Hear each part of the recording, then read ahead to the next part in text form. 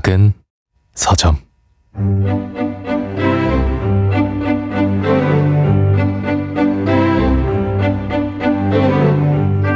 안녕하세요. 작은 서점에서 장강명의 인생책 코너를 맡고 있는 소설가 장강명입니다. 1부에서는 초대 손님이 추천한 책을 함께 읽고요. 2부는 사람 그 자체를 들여다보는 시간인데요. 한림대학교 성심병원 류마티스 내과 교수로 환자와 보호자들에게 올바른 건강 정보를 전해주기 위해 노력하고 계신 분이시죠. 의사이자 엄마로서 정신질환을 앓고 있는 가족을 오롯이 지켜내는 이야기, 딸이 조용히 무너져 있었다의 저자이기도 하십니다. 김연아 교수님 모시겠습니다.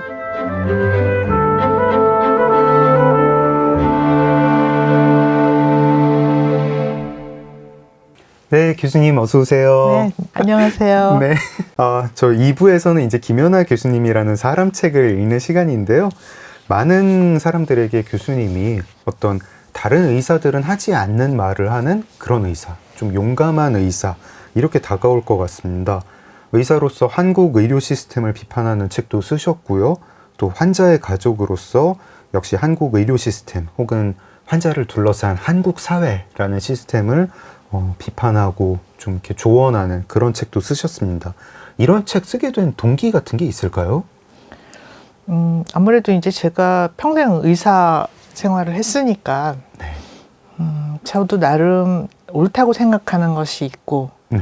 근데 상황이 돌아가는 게 내가 옳다고 이렇게 환자를 진료를 하고 해야 한 그 방향과는 전혀 다른 방향으로 갈 때 아무 말을 안 할 수는 없는 거죠. 네.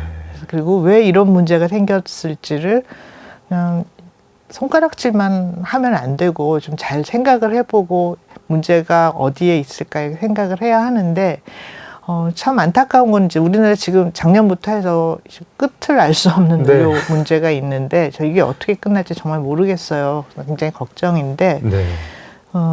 의료에 대해서는 이렇게 별로 관심들을 안 가지시더라고요. 당연히 그거는 뭐 돌아가야 하는 거. 네. 근데 세상에 당연한 건 아무것도 없어요. 그래서 이제 많은 비판들을 하시고 하는데, 비판을 저는 그렇게 생각해요. 누구를 칭찬하려면 잘 몰라도 좋은 건 칭찬하면 되는데, 네.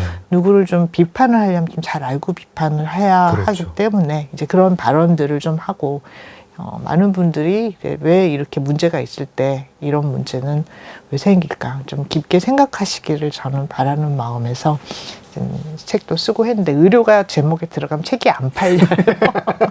아, 그런가요? 예, 의료라는 말을 제목에서 빼야 해요. 안 팔려요. 제가 바로 그 의료라는 걸 이제 당연하게 생각했던 비의료 일반 독자였는데, 책을 읽으면서 와, 이게 되게 복잡하구나. 그리고 이제 작년부터 진행되는 그 사태에도 알고 나니까 이제 뭐라고 말을 해야 될지 모르겠더라고요. 조금 알게 되니까 이거는 도대체 뭐 어디서 뭘 시작을 해야 되나 그것도 잘 모르겠는데, 제가 이제 교수님 책을 읽다가 이게 교수님의 의도인지 아닌지는 모르겠지만 좀 약간 이상한 생각도 많이 했습니다.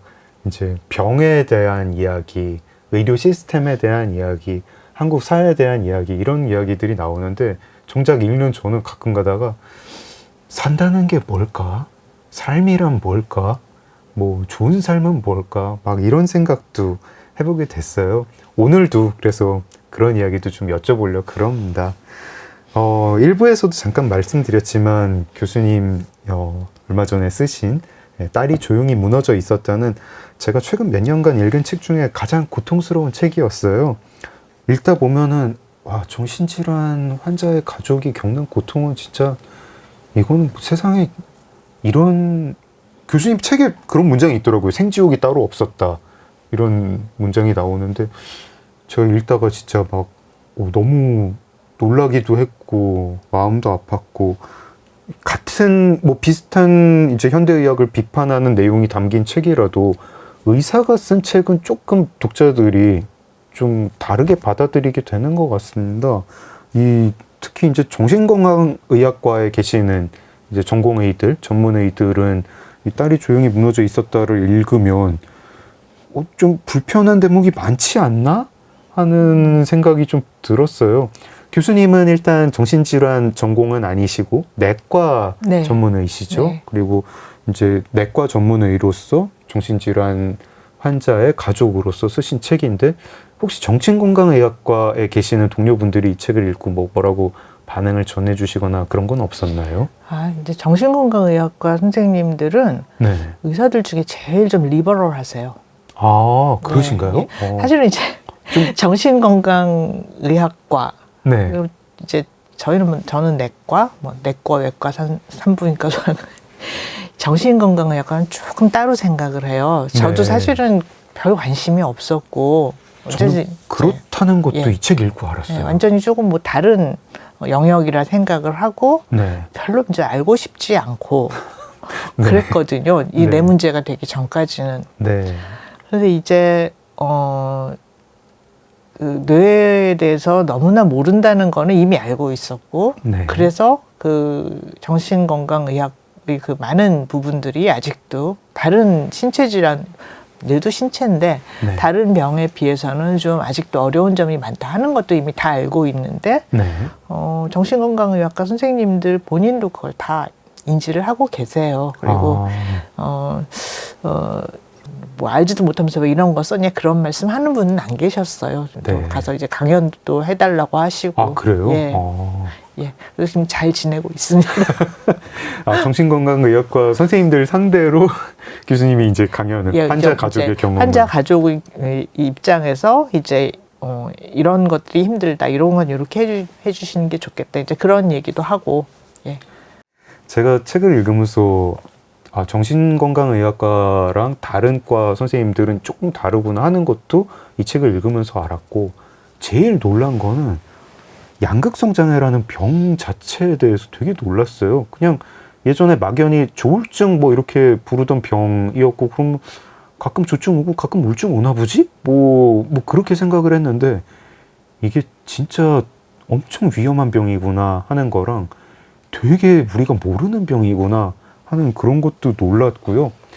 그거를 아는 게 현대의학이 정신질환 전반에 대해서도 좀 잘 모르지만 특히 양극성장애에 대해서 되게 모르는구나 이런 생각도 들었습니다.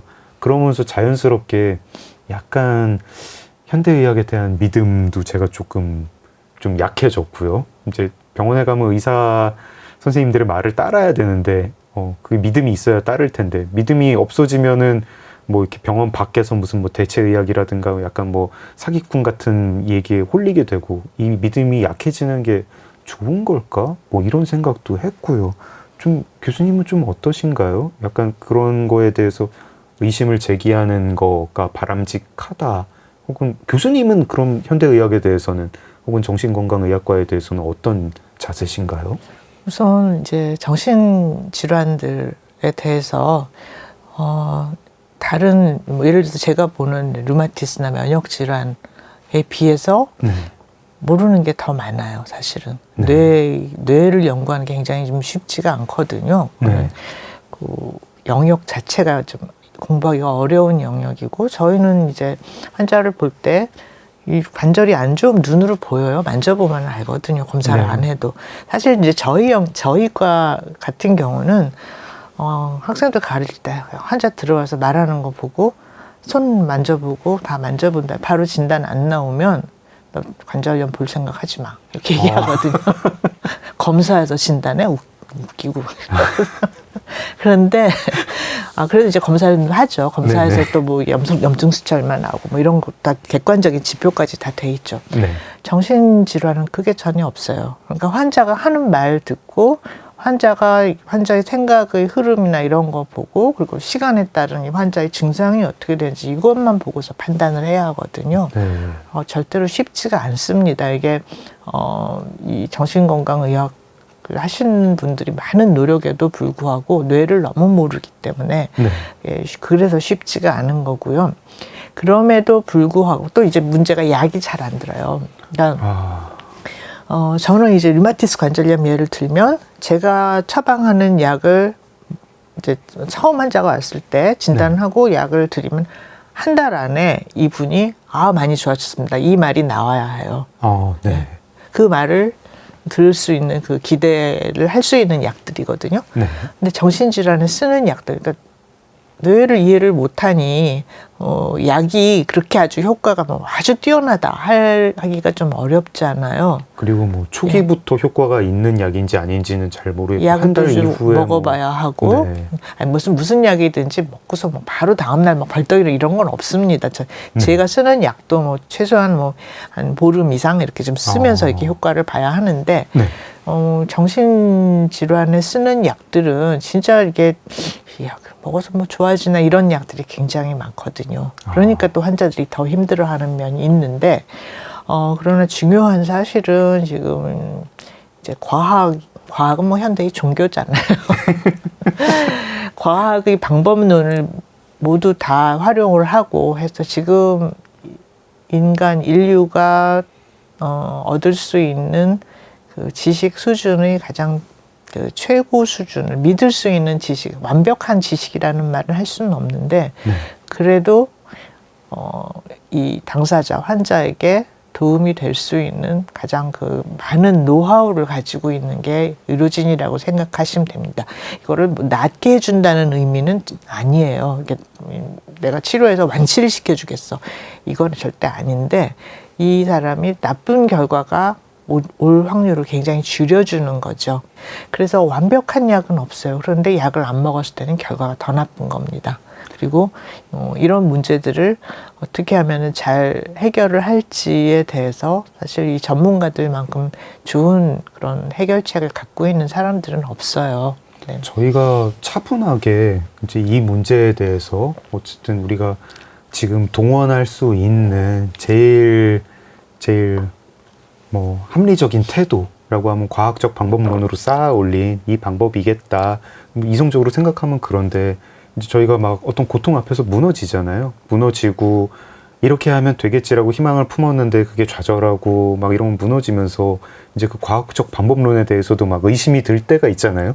그때 뭐 용한 어디가 있어 뭐 이러면은 흔들리고 이제 책에서도 정말 굿이라도 해야 되나 뭐 이런 문장이 나왔는데 교수님은 그런 믿음 같은 게 흔들리거나 그러시지는 않으셨나요? 어떤 현대의학에 대한 종교와 같은 이 자리를 차지하고 있는 그 과학에 대한 근데 이제 신자들도 가끔 너무 괴로울 때 신을 버리기도 하잖아요. 저는 신이 완벽하지 않다는 걸 알고 있었기 때문에 과학이 완벽하지 않다는 것도 너무 잘 알기 때문에 네. 지금 뭐 힘든데 이거를 벗어나면은 더 망하는 거다. 이제 그 생각은 하고 있었고 네. 다만 이제 그 외국에서 이 사이키델릭 약들이 있어요. 네네. LSD나 이런 거 이거를 임상시험 할 때는 귀가 솔깃하더라고요. 그래서 왜냐하면은 그런 약들이 뇌 회로의 그 많은 문제들을 교정하는 역할이 강력하거든요. 네. 그래서 참 어디까지가 약 중독이고 어디까지가 치료를 해야 할지 굉장히 애매해지는 면도 없지는 않아요. 네. 책에서도 뭐 미국이나 캐나다에 네. 가서 치료를 네. 받아볼까 고민을 하셨다는 네. 부분 네. 읽었습니다. 네. 오늘 청취자분들 중에서 이제 본인이 정신질환을 앓거나 이제 보호자인 경우에 저희 대화 내용에 되게 관심이 많으실 것 같은데 저 책을 읽으면서 정신질환자 혹은 이제 환자 가족과 어떻게 함께 살아야 되는가 우리가 같이 살아야죠. 같이 살아야 되는데 그 생각을 해보다 보니까 참 이게 쉽게 뭐라고 말을 못하겠는 그런 딜레마가 참 많이 나오더라고요. 책에서도 좀 다뤄지는 문제인데 정신질환을 앓고 있는 분을 시설에 수용하는 게 환자 본인이나 가족 혹은 그 같이 살아야 되는 다른 사람들을 위해서 좋은 걸까? 아니면은 최대한 시설에 수용하는 거를 피하는 게 좋은 걸까? 뭐 이런 문제도 뭐 이 얘기 들으면 이 얘기가 맞는 것 같고 저 얘기 들으면 저 얘기 맞는 것 같고 그리고 요즘 이제 신경 다양성이라고 하는 그런 접근, 뭐 그런 태도, 뭐 우리 모두가 다 정신질환자고 이게 우리가 지금 정신질환이라고 얘기하는 게 병이 아니라 일종의 개성으로 봐야 된다. 이런 주장에 대해서도 어떤 면에서는 좀 솔깃하기도 하고요. 또 어떤 면에 대해서는 그게 오히려 치료를 막는 거 아니야? 막 이런 생각도 들어요. 저는 잘 결론을 못 내겠고 사실 딸이 조용히 무너져 있었다 해서도 이제 뭐라고 이제 명료하게 이렇게 막 이게 맞습니다 이렇게 나오는 건 아닌데 좀 교수님 견해 좀 궁금합니다. 정신질환, 뭐 자폐도 마찬가지고 요즘 점점 질환명에다가 스펙트럼을 붙여요. 네. 그러니까 그만큼 그 병이 하나가 아니라는 얘기거든요. 네. 중증도도 다 다양하고 환자마다 다 이게 다양하기 때문에 스펙트럼이라는 이야기를 붙이고 그래서 환자마다 또 다 조금씩 다릅니다. 그래서 더 어려운 점이 있고 이제 우리가 큰 사건이 일어나잖아요. 네. 흉악 사건 이런 안인득 사건 같은 경우 네. 이게 아파트 불 지르고 도망 나오는 사람들을 죽이는 이런 무서운 일들이 있으면 조현병 환자였죠. 예. 네. 그러면 가둬야 한다는 말들이 갑자기 막 너무나 쉽게 합니다. 가둬야 네. 한다. 저렇게 위험한 사람들 가둬야 한다는 말을 하는데 정신질환자들을 수용을 하는 것이 절대로 바람직하지 않다는 건 유럽에서는 이미 결론이 난 얘기예요. 그런가요? 예. 네. 그러니까 이제 이 수용 시설들을 다 없애고 했죠. 그리고 그 사회 안에서 같이 살 수 있게 그렇게 만들었는데 우리나라는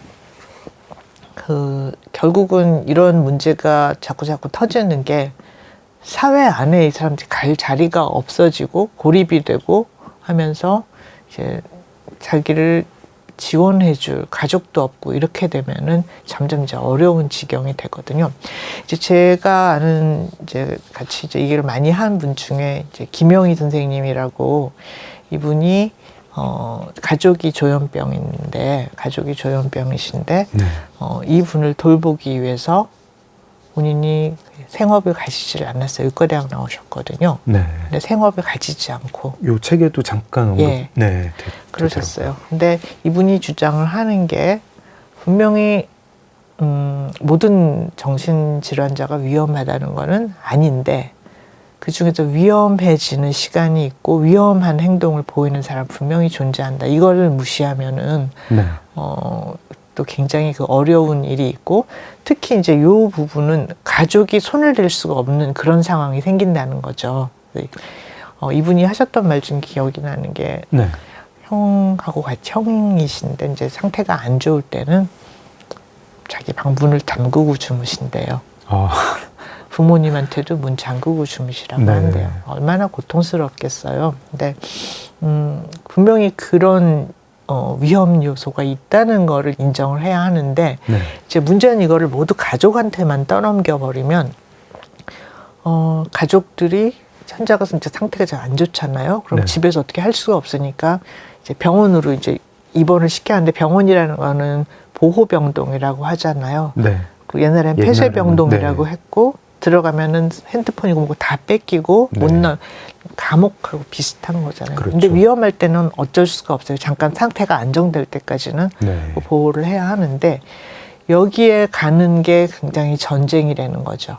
환자는 안 가겠다고 그러고. 뭐 이제 또 일부 환자들은 자기가 그 병을 앓고 있지 않다고 네. 주장하는 뭐 네. 질병 인식이 없는 뭐 네. 그런 환자도 있고요. 안 가겠다고 그러고 가족은 가야 한다고 그러고 그 와중에 혹시라도 강권으로 환자를 입원을 시켰다가 이게 나중에 환자가 정신이 이제 안정돼서 와서 가족을 감금죄라고 이렇게 하면은 그게 걸린답니다. 그리고 실제로 또 과거에 이제 멀쩡한 사람을 이제 뭐 예. 조현병 환자로 몰아가지고 뭐 그런 이렇게 역사도 감금시킨 물론 사례도 있었고. 있었고요. 예, 그래서 아. 이런 정말 이게 중증이고 이게 문제가 될 소지가 있는데 가족이 어떻게 할 수가 없는 그런 경우에는 국가에서 이걸 책임을 져줘야 한다고 이렇게 이제 주장을 하셔요. 네. 근데 참 어려워. 이거 누구도 해결할 수 없고요. 저는 어느 쪽이냐면 부모가 여력이 된다면 가족이 여력이 된다면 끝까지 가족에 감싸 안아야 한다고 생각을 하거든요. 네. 근데 문제는 그게 안 되는 가족이 많죠. 이미 자식인 경우에 성년이 다 됐고 그런데 그리고 이게 참 그게 아무리 못하는 집이 많죠. 네. 예. 하다 보면 소진되는 순간이 예. 있을 거고. 그러니까 어디까지 할 수 있는지를 명확하게 이제 그어야 하는데 그게 안 되는 집 굉장히 많거든요. 그러면 네. 그럴 때 어떻게 그냥 손을 놔버리면은 최악의 경우에 진짜 이렇게 사건 사고로 이어질 수도 있고 아니면 네. 뭐 더 많은 거는 본인이 삶을 포기하는 수도 있고 그렇게 네. 되잖아요. 그래서 저는 지금 우리나라 이렇게 모든 부분이 그래요. 국가가 해야 할 일 안 하고 가족한테 떠넘기는 게 굉장히 많은데 이런 부분들은 같이 책임을 져야 한다 보고 미국에서도 이게 쉽지는 않아요. 네.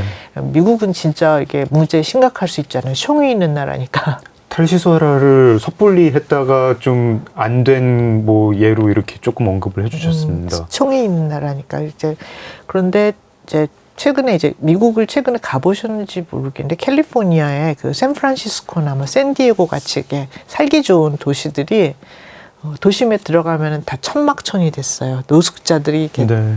다 천막을 쳐가지고 그래서 굉장히 이제 문제가 됐는데 캘리포니아 주지사 개빈 뉴섬이라는 분이 있는데 이분이 케어 코트라는 걸 만들자고 그랬어요. 이게 그 길거리에서 이렇게 천막 치고 사는 노숙자들이 상당 부분이 정신질환인데 네. 이분들이 이제 정말 위험해질 수도 있고 본인에게도 위험하고 타인에게도 위험할 수 있으니까 이분들을 정기적으로 법원에 데리고 와서 치료를 제대로 받는 거를 법원에서 명령을 내리고 만약에 안 될 때는 자유를 구속해서 약을 강제로 먹일 수도 있고 뭐 이렇게 이제 이걸 하자고 했는데 돌봄 법원 케어 네. 코트. 예. 네.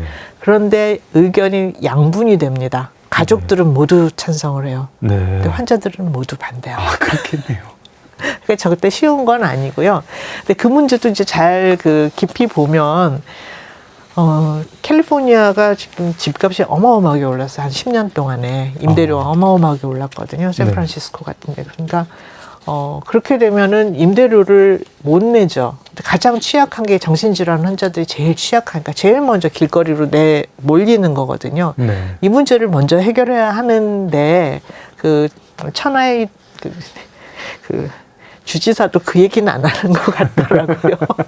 환자들한테 강제로 약 먹여야 하는 뭐 그런 법안을 만들겠는데 그 이전에 이분들이 안전하게 주거를 할 수만 있어도 굉장히 많이 해결이 될 텐데 지금 미국의 감옥이 제일 큰 정신병원이에요.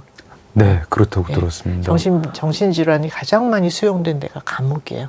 아, 정신질환을 둘러싼 의료 시스템이 한 사회의 뭐 범죄라든가 치안이라든가 뭐 부동산 문제하고도 되게 이렇게 깊이 연결이 돼 있네요. 예, 그렇죠. 저는 정말 아주 그 일부의 환자들, 분명히 좀 위험 행동을 보이는 환자들을 제외하고는 모두 폭력이 자기 자신을 향하기 때문에 이렇게 이분들이 위험하니까 뭐 가둬야 한다. 저는 여긴 절대로 동의하지는 않거든요. 네. 근데 조금 더 이걸 섬세하게 해서 환자를 제대로 좀 잘 보고 이분은 어떤 치료가 필요하고 이분은 어떤 치료가 필요하고 상당 부분 환자들이 이렇게 마음 놓고 살 수 있는 주거지만 있어도 저는 상당 부분 좋아진다고 생각을 하는데 네. 요원하죠. 이게 더 어렵죠.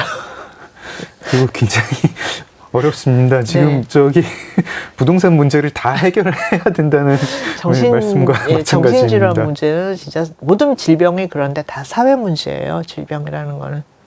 질병 자체는 어떻게 봐야 되나요? 질병은 개성이다. 질병이란 건 없다. 이런 식 조금 이게 저 좀 약간 어느 지점에서는 좀 소화를 못 하겠거든요. 그러니까 뭐 신경 다양성의 그 어떤 그 주장에 대해서 일리가 있다까지는 생각을 하는데 이거는 질환이 아니다. 뭐 우리가 지금 질환으로 부르는 거를 정체성으로 봐야 된다. 뭐 개성으로 봐야 된다. 이렇게까지 제가 좀 생각이 늦은 걸까요? 아니요. 그건 너무 당연한 거고 스펙트럼이라는 말이 그래서 나온 거거든요. 정상과 비정상은 가릴 수가 없어요. 이제 가장 이제 명확한 기준이 이 문제 행동. 네. 그러니까 이제 남한테 해를 끼친다든지 자기 자신에게 해를 끼친다든지 이런 문제 행동이 나오면은 그때는 이제 병원 치료가 필요한 것이 되겠고 이제 우리 뇌의 기능 중에 굉장히 우리 머리가 좋다 하면은 다들 막 뇌세포가 막 딱 이렇게 막 해서 이게 머리가 좋다 근데 전혀 아닙니다. 뇌가 필요할 때 딱 눌러줘야지 뇌가 제일 잘 기능을 하는 거거든요. 네. 근데 이렇게 이제 아픈 분들은 상당 부분이 이게 안 돼요. 이게 눌러주는 게 안 돼요. 그러니까 하면 안 되는 말, 하면 안 되는 행동이 나오는 겁니다. 길에서 옷을 벗는다든지 이런 행동이 나오는 거거든요. 그런 충동이 있을 때 통제를 예, 그거를 잘 게... 해줘야 하고 이제 약이 그 기능을 하는 부분이 상당히 있어요. 그래서 네. 이제 양극성 장애 같은 경우는 사실 우리나라는 우울증 타입이 굉장히 많아서 네. 우울증으로 진단되고 약을 좀 드시다가 조증이 나타나서 비로소 그때 이게 양극성이었구나. 저희 이제 딸도 그런 경우였고 네. 그렇게 진단되는 경우도 굉장히 많은데 양극성 장애는 이제 사고가 생기는 건 조증 때 생기거든요. 그러니까 그것도 책이 예. 처음 알았어요. 그래서 조증이 무서운 거구나. 그래서 이제 선생님들이 조증 안 오게 막 약을 그것만 눌러놓으려고 하는데 또 그러면 환자가 또 가라앉고 네. 참 그 어렵습니다. 약을 쓰는 것도 굉장히 어렵고 아트에 속한다고 봐요. 선생님들이 약을 쓰는 것도. 이 딸이 조용히 무너져 있었다에 지금 이제 교수님이 하신 말씀들이 조금 더 자세히 나와 있는데요. 관심 있으신 분들 책 한번 읽어보시기를 권합니다. 요쯤에서 추천곡 한 곡 듣고 조금 화제를 바꿔보겠습니다. 어떤 노래 들으면 좋을까요? 우리 딸이 좋아하던 쏜애플이 그 멸종이라는 곡이 나왔는데요. 쏜 애플의 멸종이요. 네.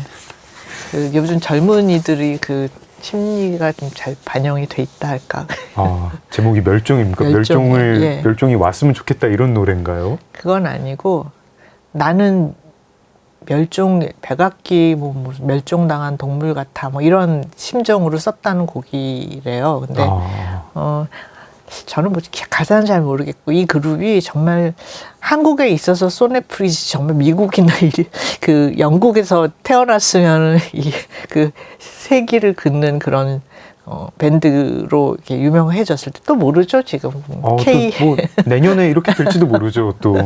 예, 굉장한 그 실력을 가진 밴드인데 들어보겠습니다. 네, 들어보겠습니다. 쏜애플의 멸종입니다. 작은 서점 장강명의 인생책 김연아 교수님과 함께하고 있습니다. 네, 딸이 조용히 무너져 있었다에서 이제 한국 의료 제도에 대해서요 이런 문장으로 꼬집어 주셨습니다. 인건비는 깎고 검사는 과보상하는 체계. 그런 체계에서 모든 의료 행위가 운영된다.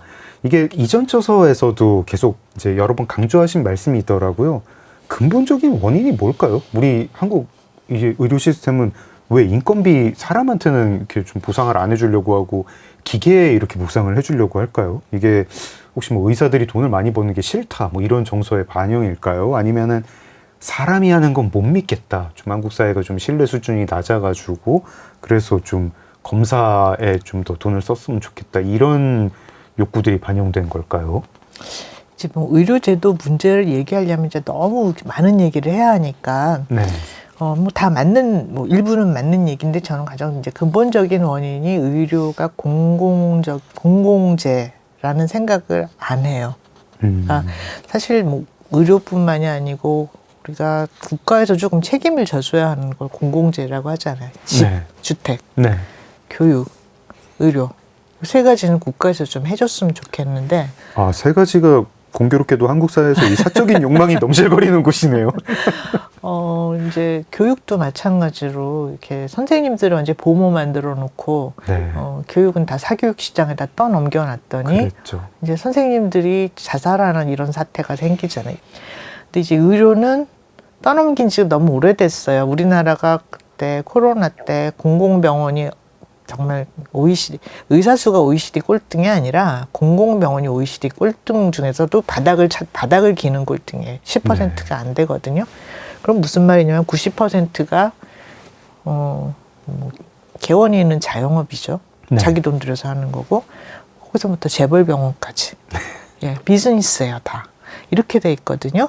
그러니까 국가가 뭐 돈만 퍼주는 게 아니라 국가가 제대로 한번 이거를 운영을 해봐야 해요. 그래서 의사들이 좀 자기 소신껏 진료를 하고 했을 때 이제 이제 공공병원이라는 게 그렇잖아요. 환자들이 좀 나 저기 가가지고 이렇게 바가지수 이런 걱정 안 하고 그냥 믿고 진료를 받을 수 있는 그런 생각을 하잖아요. 네. 근데 그게 안 돼 있죠. 국가는 그냥 공공병원 하면 뭐 시립병원 해가지고 저소득층만 이렇게 가서 어떻게 하고 이렇게 하고 그것도 그냥 뭐 거의 뭐 없다시피 하니까 한 자릿수예요. 10%도 안 되거든요. 네. 그래서 틀을 다 바꿔야 하는데 그거를 안 바꾸면은 일어나는 일이 인건비는 깎고 이렇게 검사 같은 거는 감가상각비 이런 거는 잘 보상을 해주거든요. 자본 복속이 되는 거예요. 그러니까 네. 자본이 이 끌고 가는 의료가 되는 건데 지금 우리나라는 어디부터 손을 대야 할지 모를 정도로 이 문제가 굉장히 심각해져 있어요. 교육 말씀을 해주시고 이렇게 이어서 얘기를 해주시니까 좀 감이 와닿습니다. 네. 저는 이제 최근에 아내가 이제 병을 앓게 되면서 좀 죄책감을 많이 좀 시달리고 있거든요. 그 주변에서는 다 뭐 그 병은 뭐 너의 잘못이 아니다. 뭐 이런 얘기 이제 뭐 의사 선생님도 해주시고 뭐 주변 지인들도 해주시는데 저는 이제 환자 가족으로서 되게 막 저를 벌하고 싶은 그런 기분이 자꾸 드는 거예요. 따님의 양극성 장애를 알게 된 다음에 이제 교수님도 죄책감에 많이 시달렸다고 써주셨고 특히 이제 뭐 병의 원인을 반출을 하면서 뭐 엄마의 부재에 대해서 너무 이렇게 막 거의 벌을 주는 것 같이 이제 써주셨는데 특히나 이제 또 의사이시니까 또 더 그런 생각을 많이 하셨을 것 같고요. 그런 죄책감은 좀 어떻게 다루셨나요? 저는 이런 죄책감을 좀 어떻게 다뤄야 될까요? 그 병이 생기는 원인을 너무 따지지 마세요. 왜냐하면 병은 그냥 오는 거예요. 병하고 삶은 같은 거거든요. 네. 이제 특히 이제 손가락질을 많이 하는 게 이 정신질환인데 네. 대표적으로 부모가 잘못했다. 그렇거든요. 근데 굉장히 생각에 매몰이 되면 결과가 좋지를 않습니다. 제가 이제 항상 이제 환자 가족들 이렇게 대상 강의를 할 때 하는 얘기가 있어요. 네. 화살이 2번 화살을 맞지 말라는 얘기거든요. 첫 번째 화살은 맞아요. 이게 부처님 말씀인데 네. 화살이 살다 보면 한 번은 맞아요. 맞는데 이게 맞았으면 빨리 뽑아야지. 이거 누가 쐈어? 이거 쏜 놈 내가 어떻게 혼을 내줄까? 막 그러다가 거기에 막 매몰되면 2번째 화살이 날라오는 거예요. 그러니까 그렇게 하지 말고 첫 번째 화살은 뽑아라 얘기를 하는 게 굉장히 저는 와닿는데 지금도 가족들에게 일어나는 굉장히 많은 비극 중에 하나가 환자하고 가족의 원수가 됩니다. 네. 그게 이제 이런 환자들이 특징이 있는데 투사라고 해요. 그거를 전문 용어로 투사, 프로젝션이라고 하는 건데 쉽게 말하면 남탓, 네. 남탓하는 겁니다. 내가 병 걸린 건 너 때문이야. 근데 요즘 원래 정신질환 자체가 부모 때문에 생긴다고 생각하는 그런 사람들이 있잖아요. 좀 원래 또 대중문화에서 이제 좀 약간 그게 좀 그렇죠. 클리셰처럼 돼 엄마가 있잖아요. 막 이상한 사람이어서 어린 시절에 뭐를 겪어가지고 뭐 이렇게 되고 뭐.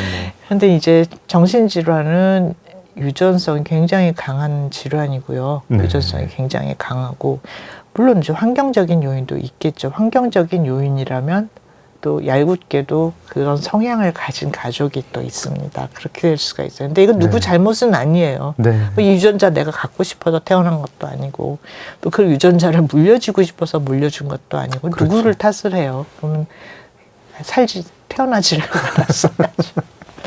그런데 이제 문제는 되게 이제 정신건강의학과 진료를 볼 때 처음에 하는 일이 자기 인생사를 이렇게 A4용지에 빡빡하게 쓰게 합니다. 네.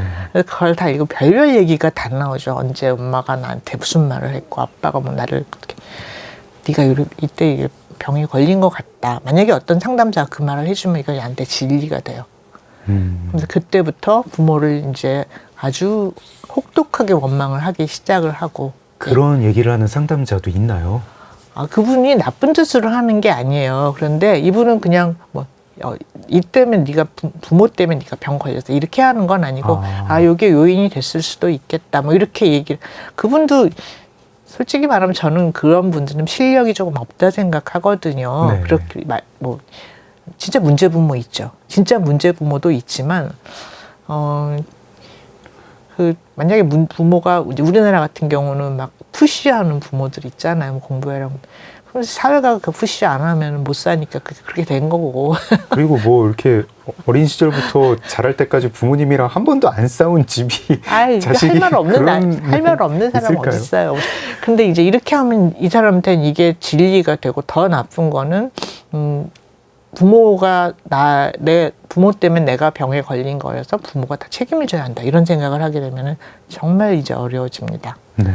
그래서 이제 저는 이 책 쓰고 욕도 많이 먹었는데 보니까 어떤 분들이 이게 뭐 뇌 질환이고 유전성 있고 못 받아들이는 분들이 있어요. 네가 잘못해서 해놓고 변명하지 말아라. 알지도 못하면서.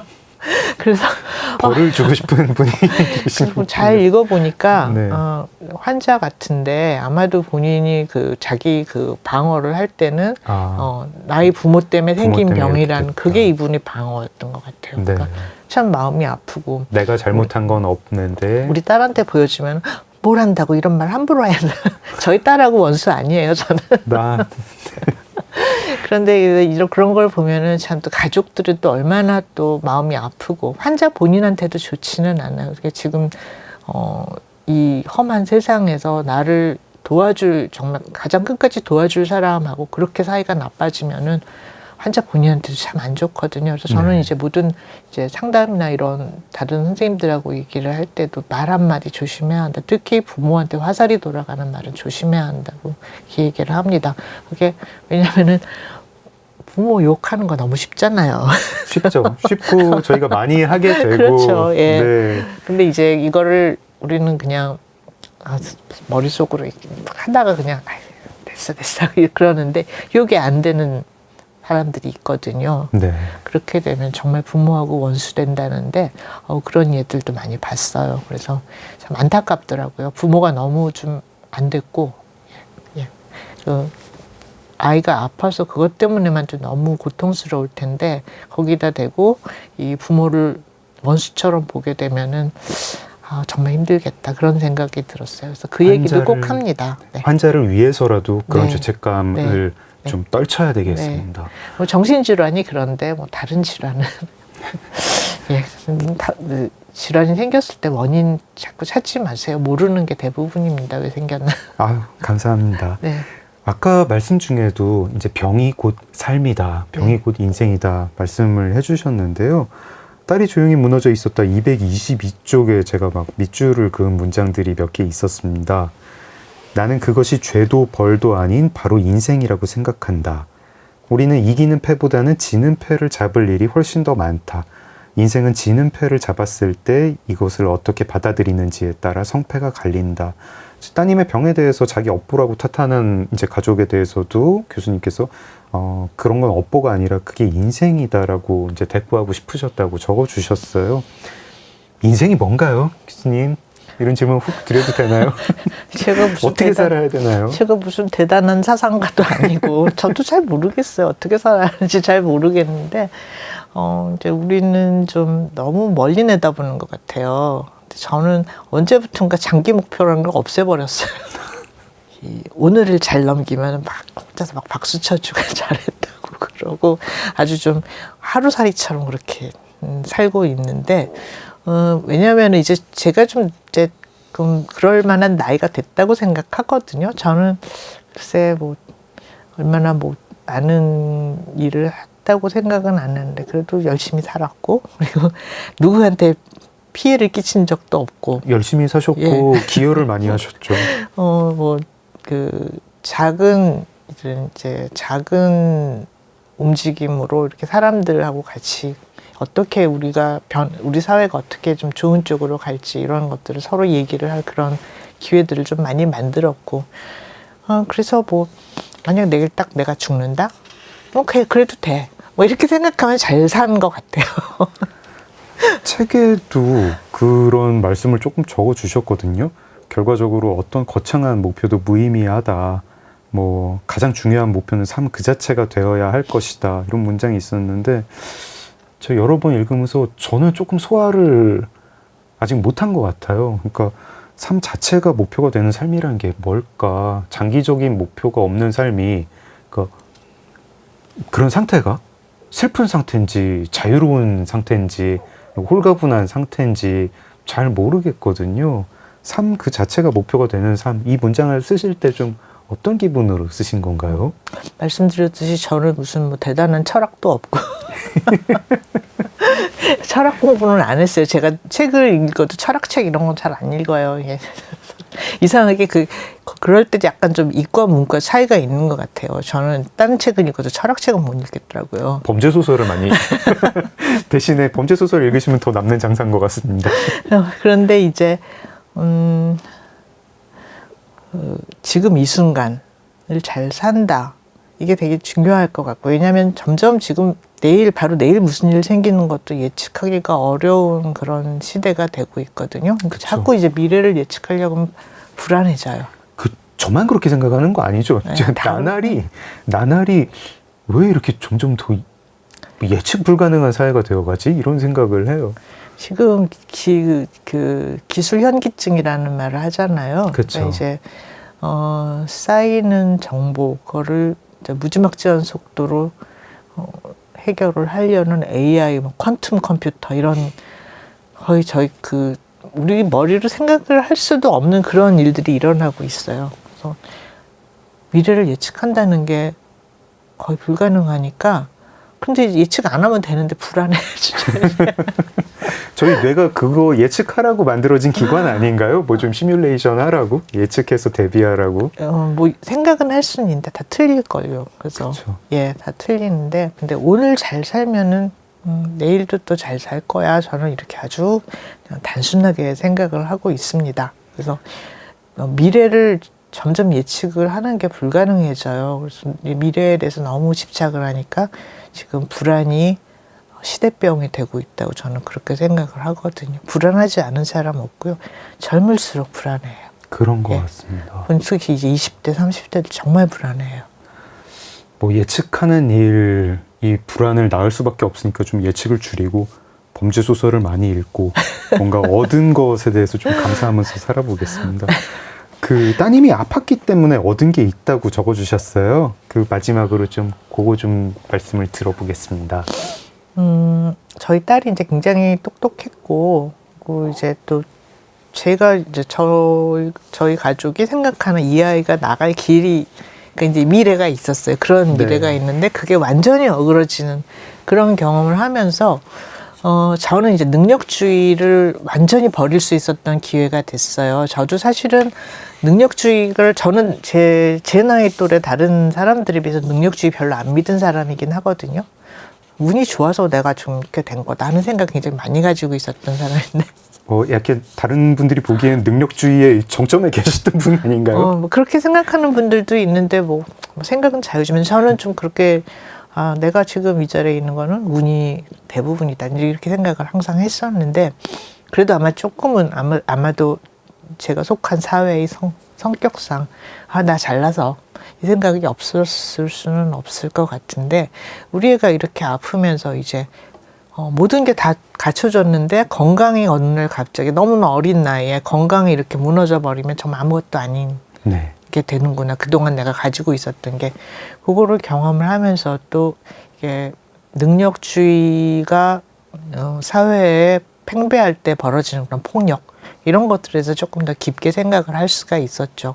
약자에 대한 그런 마음, 이런 것들이 조금 더 넓어졌고요. 저는 한번 지하철 타고 가는데 그날 시위가 있었어요. 그래가지고 굉장히 중요한 거 늦었어요. 그래서 우리 딸하고 좀 얘기하다가 거기서 늦었다고 막 했더니 저희 딸한테 얼마나 야단 맞고 그 사람들이 그렇게 안 하면 어떻게 됐을 것 같냐서 한 야단을 한 30분 맞은 것 같아요.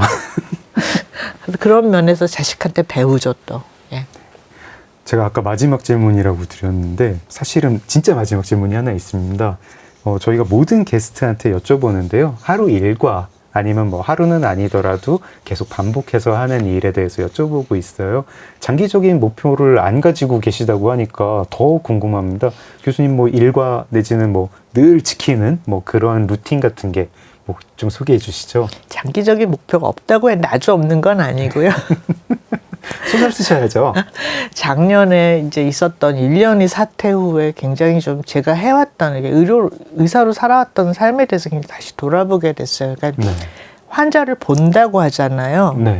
그거는 환자를 진짜 보는 겁니다. 제가 이제 추리소설 좋아한다고 하는 게 이게 환자 보는 거하고 무관하다 생각을 안 해요. 사람의 병은 생물학적인 게 반이면은 또 그 사람이 그 환경에 대한 인간의 병이 또 반이거든요. 근데 테크놀로지를 너무 여기에 너무 쏠려서 환자를 보게 되면 정말 중요한 걸 놓치게 돼요. 저는 이제 솔루션을 A를 줬는데 이건 이 사람이 형편상 도저히 받아들일 수 없는 그런 솔루션일 때도 있거든요.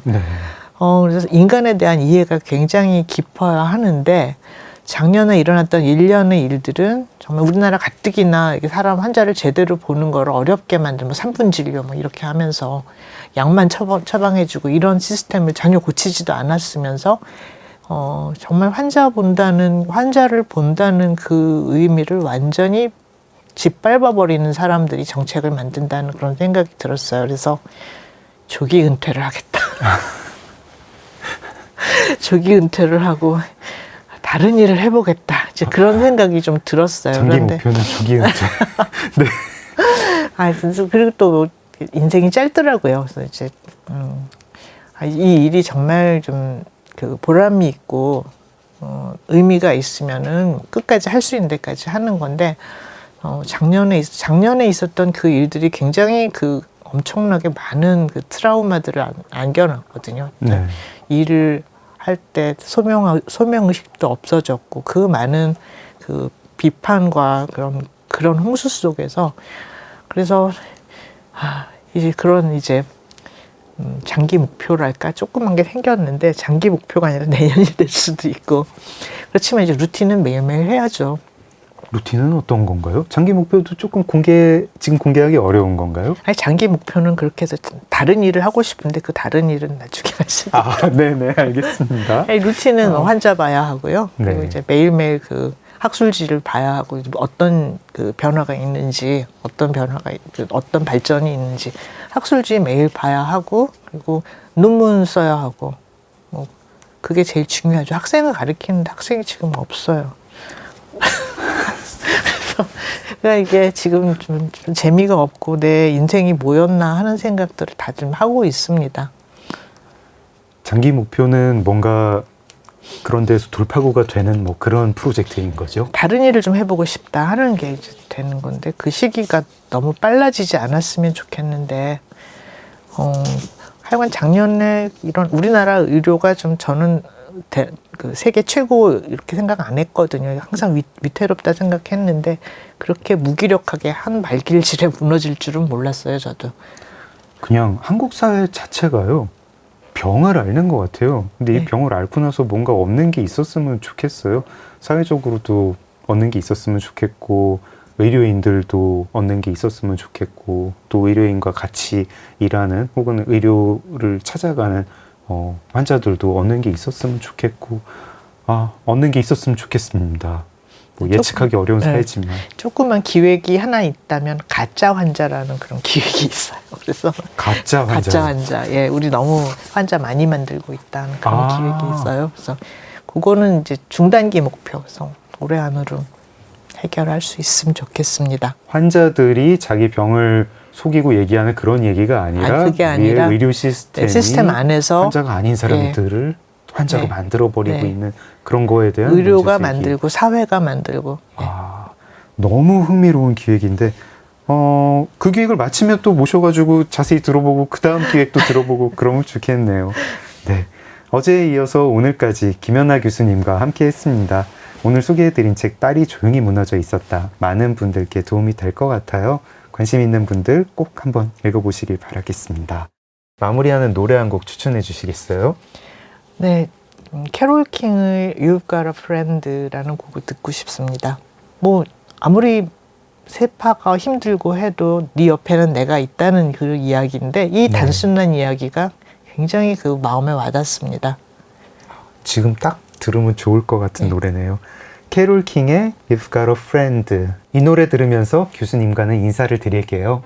김연아 교수님 오늘 시간 내주셔서 너무 감사합니다. 감사합니다. 네, 교수님 보내드리면서 작은 서점 장강명의 인생책도 문 닫겠습니다. 소설가 장강명이었습니다. 고맙습니다. And troubled